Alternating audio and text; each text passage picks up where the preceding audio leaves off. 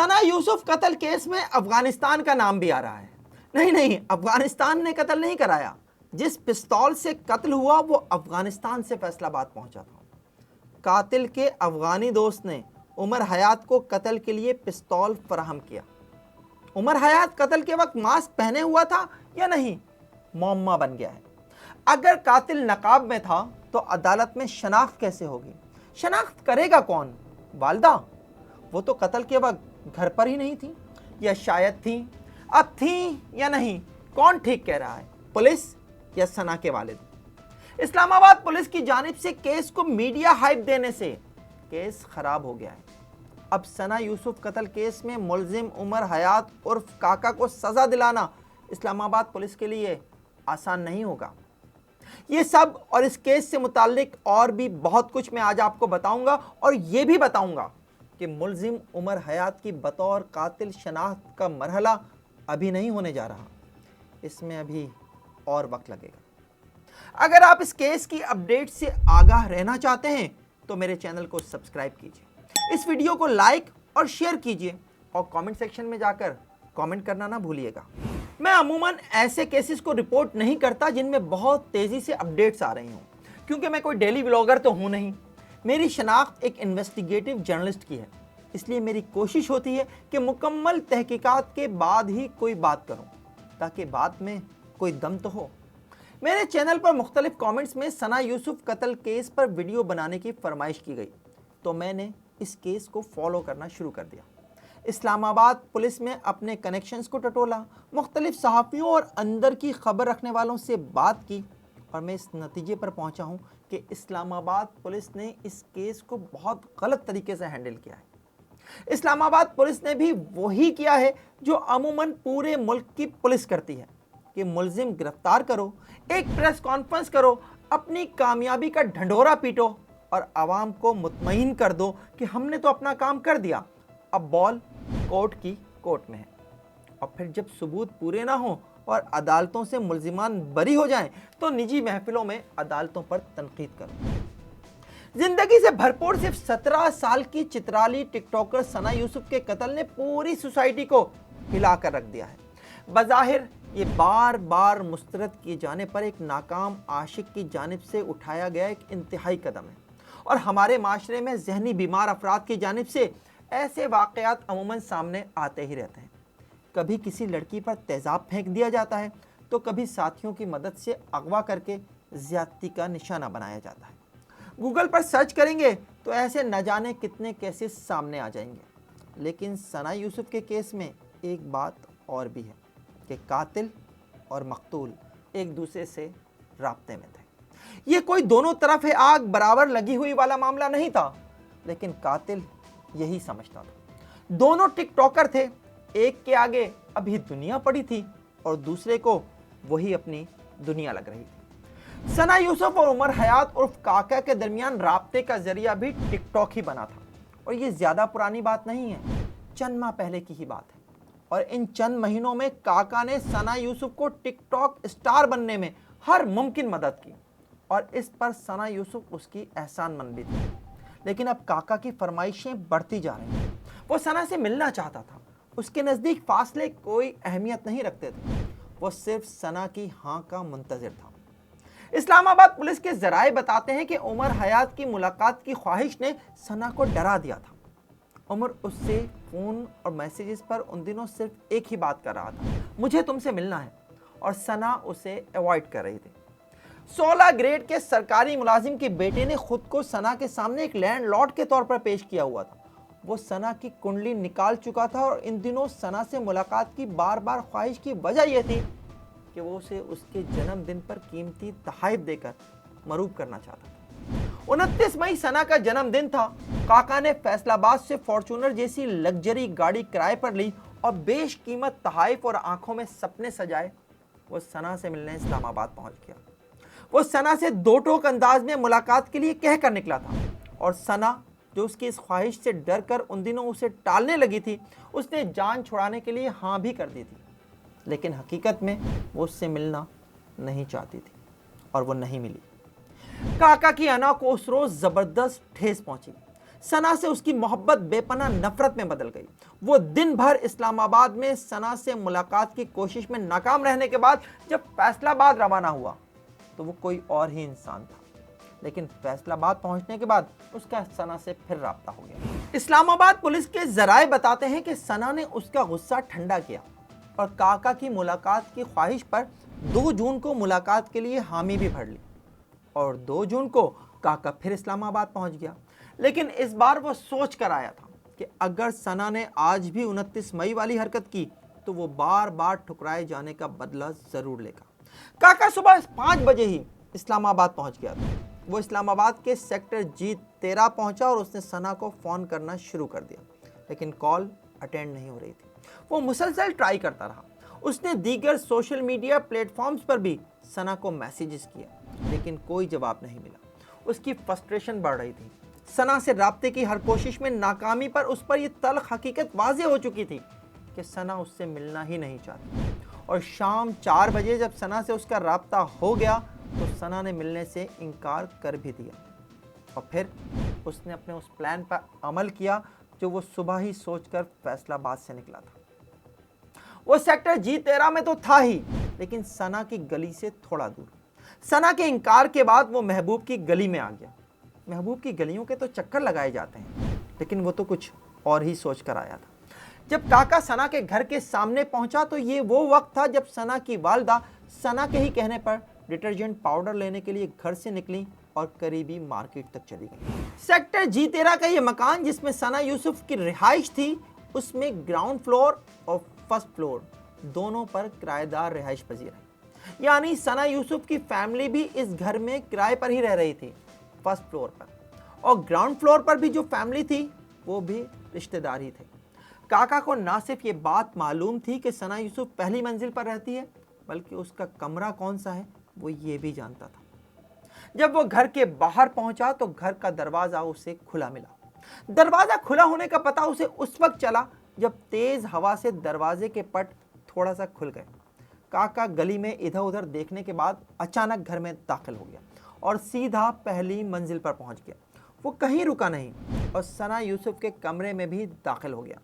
सना उस वक्त कमरे में अकेली थी। वो उसे अचानक अपने सामने देखकर बौखला गई। काका शदीद गुस्से में था। उसने सना पर गुस्से का इजहार करना भी शुरू कर दिया था। सना ने उसे नॉर्मल करने की कोशिश की। उसे कहा, तुम बैठो, मैं तुम्हारे लिए पानी लेकर आती हूँ। लेकिन काका पानी पीने नहीं आया था। उसने हाथ में पकड़े पिस्तौल का रुख सना की तरफ किया और 2 फायर कर दिए। दोनों गोलियां सना के सीने पर लगी और वो जमीन पर गिर गई। काका ने फायरिंग के बाद फौरी भागने की कोशिश नहीं की। उसके पास पूरा एक प्लान था। वो कई रोज से सना से मिलने की कोशिश कर रहा था और उसने इस दौरान सना को कई बार कॉल्स और मैसेजेस किए थे। ये मैसेजेस मुख्तलिफ सोशल मीडिया प्लेटफॉर्म्स पर भी थे। उसे पता था कि अगर सना का मोबाइल पुलिस के हाथ लग गया तो पुलिस को उस तक पहुंचने में ज़्यादा वक्त नहीं लगेगा। उसने सना पर फायरिंग के बाद उसका आईफोन उठाया और कमरे से बाहर निकल आया और यहीं उसका सामना सना की फुप्पो से हो गया। उसने उन पर भी गोली चलाने की कोशिश की, लेकिन फायर ना हो सका। वो तेजी से सीढ़ियां उतरा और घर से बाहर भाग गया।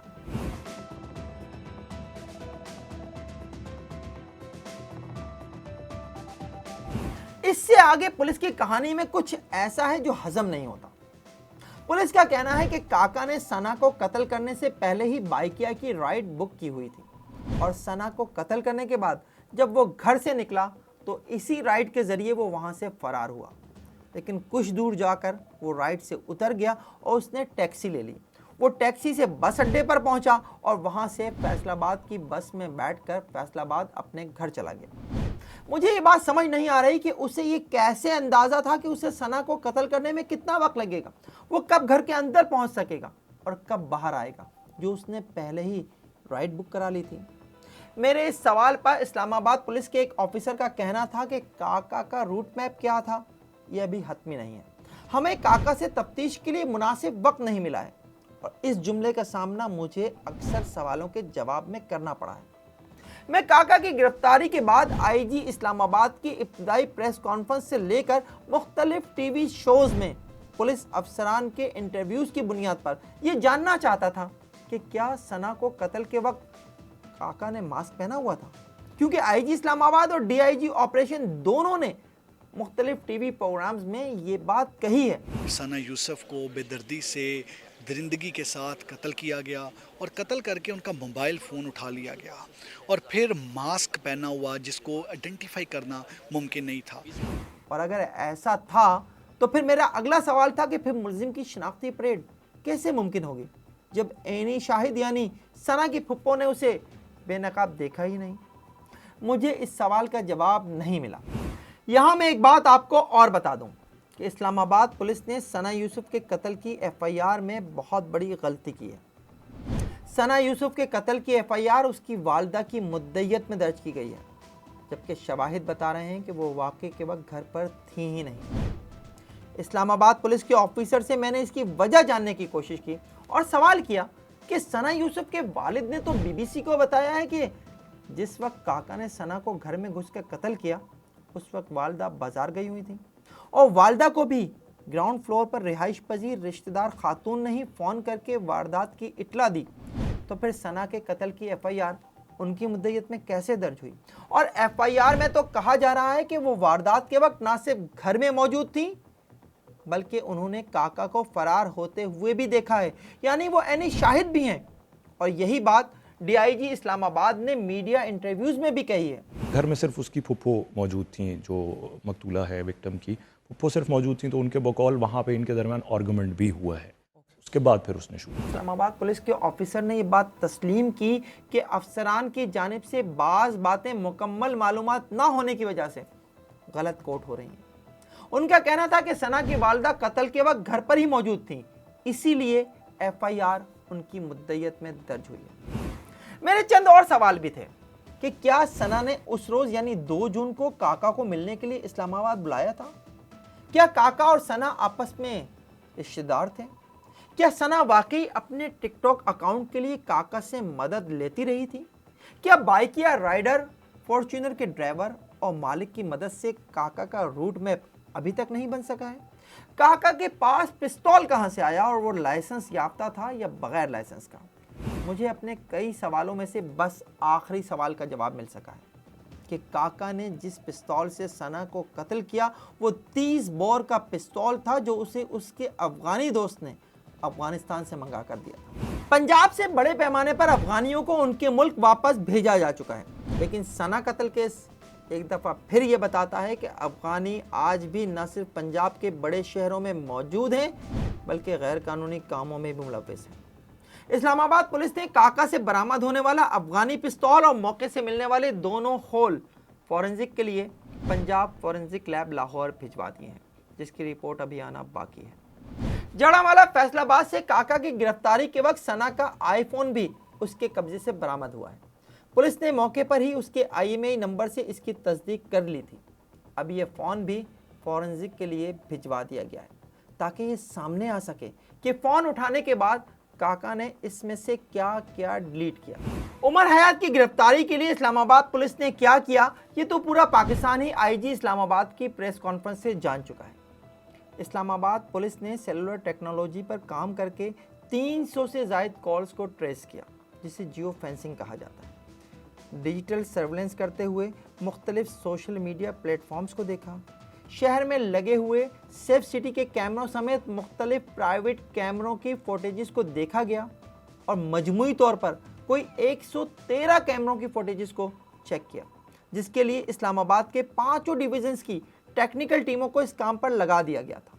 37 अफराद को इंटरोगेट किया गया, 11 छापे मारे और फिर फैसलाबाद से मैट्रिक पास काका को गिरफ्तार कर लिया।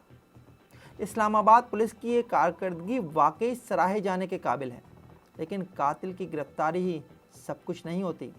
असल काम कातिल को अदालत से सज़ा दिलाना होता है।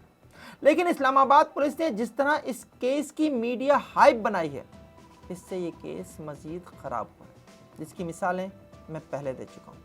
अब आखिरी बात, काका की शनाख्ती परेड की दरख्वास्त मंजूर हो चुकी है और अदालत ने उसे 14 रोज़ के लिए जेल रिमांड पर जेल भेज दिया है, जहां शनाख्ती परेड तक उसकी किसी से भी मुलाकात पर पाबंदी है।